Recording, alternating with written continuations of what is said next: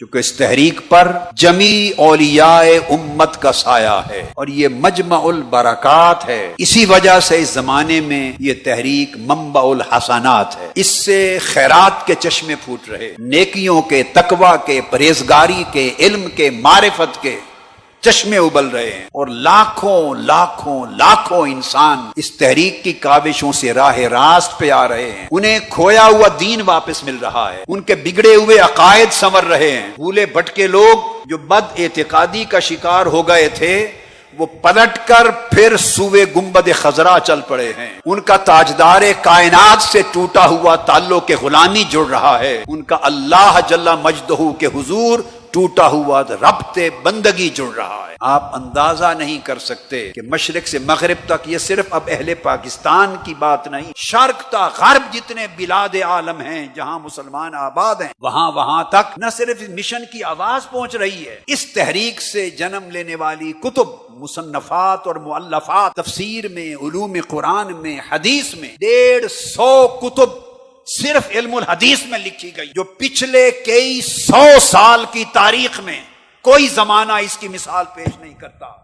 اللہ رب العزت نے یہ شرف اس تحریک منہاج القرآن کو عطا کیا. سلوک میں، معرفت میں، تاریخ میں، سیرت میں، علم قرآن میں، تفسیر میں، حدیث میں، فقہ میں، الغرض علوم جدیدہ میں، علوم قدیمہ میں ایک ذخیرہ ہے 500 کتب کا جو دنیا کے مختلف زبانوں میں چھپ چکا ہے، عربی میں، انگلش میں، اردو میں، ہندی میں، نارویجن زبان میں، ڈینش میں، فرینچ میں، اسپینش میں. آپ تصور نہیں کر سکتے کہ دنیا کی کس کس زبان میں یہ تحریک منہاج القرآن سے جو علم کے چشمے نکل رہے ہیں، علم مصطفیٰ کے، ان کے ترجمے ہو کر اس پورے آفاق عالم کے کونے کونے کو منور کر رہے ہیں، عرب و عجم استفادہ کر رہے ہیں. یہ تحریک عالمی سطح پر احیاء اسلام کا فریضہ انجام دے رہی ہے.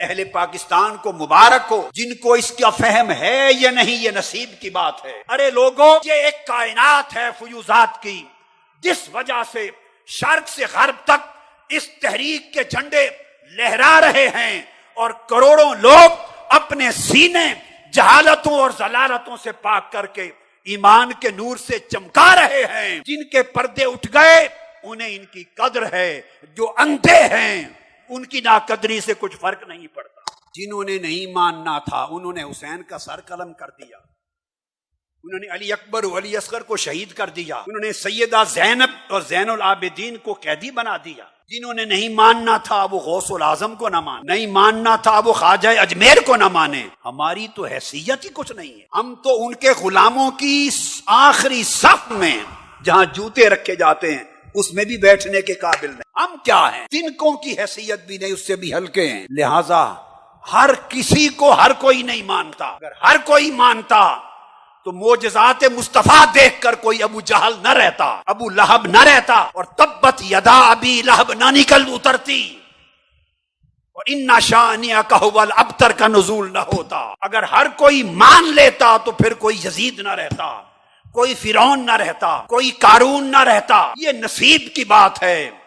آج کا دور فتن کا دور ہے. حق اور باطل کی جنگ ہر دور میں رہی. حضرت نوح علیہ السلام کے خلاف بھی تھی، حضرت ابراہیم کے خلاف بھی تھی. ادھر ابراہیم تھے، ادھر نمرود تھا، ادھر موسیٰ تھے، ادھر فرعون تھا. حق و باطل کی جنگ ہر دور میں رہی.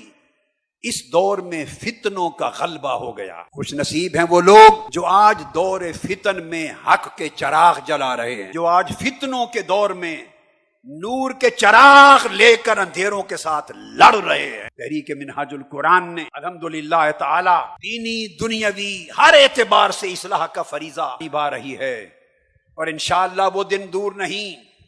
مصطفی انقلاب کے پروانوں، جب انشاءاللہ غلبہ دین حق کی منزل آپ کو نصیب ہوگی.